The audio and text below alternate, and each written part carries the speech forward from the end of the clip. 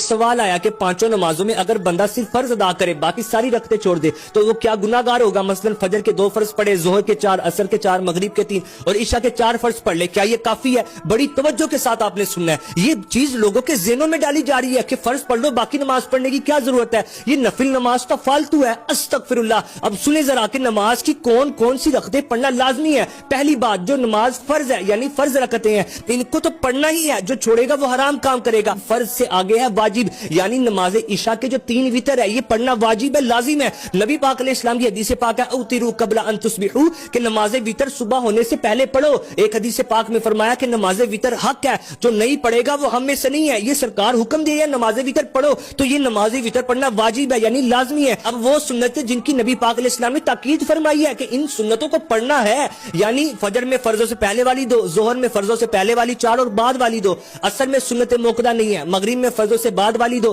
और ईशा में फर्जों से बाद वाली 2, ये हैं 12 रकते सुन्नत मोकदा। नबी पाक अलैहिस्सलाम की हदीस पाक है कि जो इन 12 रकतों को अदा करे तो अल्लाह पाक जन्नत में उसके लिए महल तमीर फरमाएगा। सरकार अलैहिस्सलाम ने फरमाया कि जो मेरी सुन्नतों को छोड़े उसे क़यामत के दिन मेरी शफाअत नहीं मिलेगी। ये वो सुन्नत है जिनको नबी पाक अलैहिस्सलाम ने अदा भी फरमाया और अदा करने की ताकीद भी फरमाई। अगर 1-2 बार छूट गई तो बुरा किया, लेकिन अगर कोई इन सुन्नतों को छोड़ने की आदत बना लेगा तो वो गुनाहगार होगा। अब वो सुन्नतें कि जिनको छोड़ने पर गुनाह नहीं है यानी सुन्नतें गैर मोकदा और नवाफिल वो कौन कौन सी रखते हैं। जोहर में सबसे आखिरी वाली 2 रखते, असर में फर्जों से पहले वाली 4 रखते, मगरिब में सबसे आखिर वाली 2 रखते और ईशा में वितर से पहले वाली 2 और बाद वाली 2। ये है नवाफिल और सुन्नतें गैर मोकदा। तो इनके छोड़ने पर अगरचे गुनाह नहीं है, लेकिन ये तरगीब देना कि पढ़ने की क्या जरूरत है, अगर पढ़नी ही नहीं है तो फिर इनको रखा क्यों गया। आप देखो तो सही, एक सजदा बंदा रब को करता है तो अल्लाह पाक एक खता भी मुआफ फरमाता है, उसका दर्जा भी बुलंद करता है। तो हम क्यों इनको छोड़ने की आदत बना ले। ये क्लिप अपने तक नहीं रखना बल्कि इसको आगे भी शेयर करें